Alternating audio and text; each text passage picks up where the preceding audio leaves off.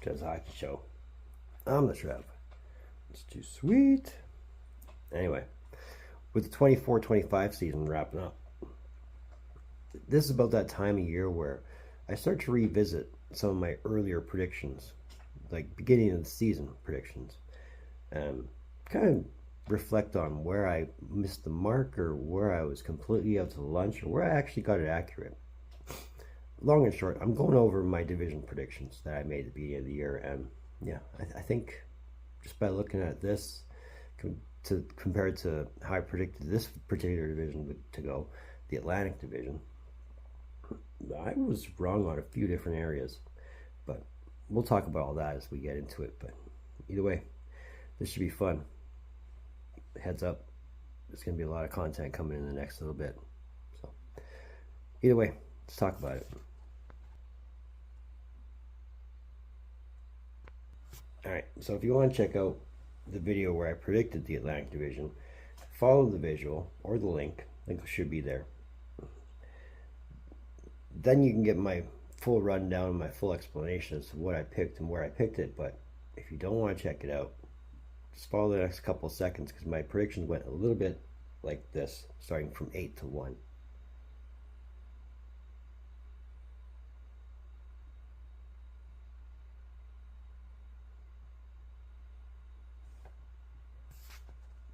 And here's how they actually went. So comparing how I picked it to how it ended up, I didn't get a single one right. And that's okay. I'm all right with that. I'd rather it be completely unpredictable as opposed to too predictable. And I mean, let's be honest here, I'm not an expert. But let's start off with how the season ended as opposed to how I predicted it. Again, starting at number 8. So we're starting with the Bruins. Well, what can we say about the Bruins? I mean, this is obviously not the same team that broke the wins record 2 years ago.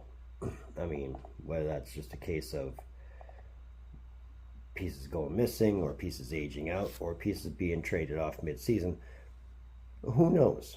But I can tell you the worst decision the Bruins made this season has nothing to do with trading Brad Marchand, has nothing to do with losing Charlie McAvoy to injury thanks to the Four Nations.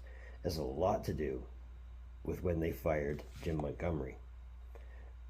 And they brought in Joe Sacco as an interim. Like, off the beginning, yeah, it went really good. But then they just got too comfortable being complacent. And for the Bruins, they missed the playoffs for the first time since 2016. So think of that what you will. It's not often you see the Bruins missing the playoffs. Now, as far as the bright spots on the season, well, I mean, Pasternak got over 100 points. So you shouldn't be wrong in expecting that, right? The biggest difference in that is that's almost 50 more points than the second highest scorer on the team, which was Morgan Geekie. But again, maybe this is what the Bruins need, is just a hard reset. You know, start from scratch, get a high draft pick, and build on that. And I mean, it is the Bruins, so you can't expect them to be down for too long, right? Right? I mean, if we ever get to see the old Jeremy Swayman again, everything will be great. But for whatever reason, that holdout did not do Swayman wonders. Sabres. So keep this in mind. I was going to do a video about this, but I felt like, nah, it might not be the best thing to do. But I retained some notes. I retained some knowledge, if you will. The last time the Sabres made the playoffs, Lindy Ruff was the coach. In between Lindy Ruff then and Lindy Ruff now, they've gone through 6 coaches. They've also gone through 4 GMs. So after 14 seasons and 2 number 1 overall picks, plus pieces to boot, like, I mean, you got Tuck, you got Levi, you got Ukko-Pekka Luukkonen, you know, Bowen Byram. Where do you begin? Like, when does the bleeding stop? When do the Sabres play like they want to make the playoffs? And for Sabres fans, how do you guys feel, man? This has got to be like, ugh, this is rough. I mean, I've heard of stretches where you don't win nothing for as long as you do, but This is ouch. I mean, ultimately, my hope for the Sabres is one day Tage Thompson actually does score 50 goals. I think if he had a couple more games to do so, he would have done so. But Rasmus Dahlin is really going to be a good offensive defenseman. Just maybe even next year, you'll see it. I mean, with that, Owen Power can only get good too, right? So I mean, it's not like it's all bad. It's just there's nothing going on in Buffalo other than they're losing a lot. I mean, 14 straight seasons. That expands their league record of last time they made the playoffs. Is that a record you want to be a part of? Because that, I don't know. I don't like the sound of that at all. Here's hoping for better things for the Sabres. Detroit. Oh, the Eyes are playing. I mean, how good's it done so far? The Red Wings missed the playoffs for the 9th straight season. I mean, the best thing they did this season, sorry, not sorry, letting go of Derek Lalonde. Bringing in Todd McClellan, well, I mean, that's never bad at all, because, I mean, look at how well they responded up until about, say, the Stadium Series. And then it was a case of fall down and play like mad up until the last 2 weeks of the season when it became evident that, yeah, no, the Red Wings are not making the playoffs again. But it's not all bad. I mean, you still got Lucas Raymond, Alex DeBrincat, Dylan Larkin, Moritz Seider, and Marco Kasper to rely on. I mean, they can only get better, right? I mean, you could include Patrick Kane if he sticks to the course. You could even include Tarasenko, but Tarasenko is a good 30-point guy now. He's not the Tarasenko he was in St. Louis. When it comes to the Yzer plan, when it comes to the Red Wings, a few more good pieces, some solid goaltending, and more determination like they had played with right after McClellan took over, they'll be fine. But until they hit to that point, unfortunately, it's going to be more the same. When granted, it was only 5 points out of a playoff spot, and I mean, if they had a couple more games, they might have did it. But they didn't do it. Montreal. Well, I mean, it only took the Canadiens 4 games to clinch the final playoff spot in the Eastern Conference, doing so in game number 82. I mean, really, it was by the skin of their teeth they made it. I mean, if they would have just not registered a win at all and Columbus played the way they played, we'd be talking about Montreal probably and not making the playoffs. But that's what could have been. That's not what is. But you think of what they've got at the table right now between Nick Suzuki, Cole Caulfield, your probable rookie of the year in Lane Hudson, Yuri Slafkovsky's coming into his own. Jake Evans and Patrick Laine is really enjoying a career renaissance, and he played 30 less games than most of the rest of the team. He still put up 30 points. I mean, I'm sure at some point we'll see hat-trick Laine, but for now we get Patrick Laine. If you're Montreal, you can just beef up the defense just a little bit more. I mean, yeah, Hudson's going to be great on your blue line, but you need something more than just Hudson, Matheson, and Carrier. You need something a little more stable, a little more something to park in front of Montembeault and just remind everybody who the defense in Montreal is, and they'll be a solidly good team. Guarantee it. But again, they did clinch the last wild card spot. They are playing the Washington Capitals. Hard to say where that one goes. I mean, I have an idea where I think it goes, and you'll probably catch that in my predictions video. But for all that was told, I mean, Montreal played really good, especially down the stretch. You know, when it became a case of they were actually competing for a playoff spot. So let's see if we see more of that determination from the Canadiens. Ottawa. Hard to believe that I picked these guys to finish 8th in my predictions video. I don't know what to say about that one. So, for the first time in 8 years, the Ottawa Senators are going to the playoffs. And that's great. I mean, this was really a great season for the Senators, and I don't know how much of that was Travis Green. I don't know how much of that was Brady Tkachuk really developing into the leader kind of a player that the Senators are really obviously very thankful for it at this point. But I mean, between Tkachuk and Tim Stützle, Drake Batherson, and Jake Sanderson, even Claude Giroux, I mean, he's still pumping out 50 points.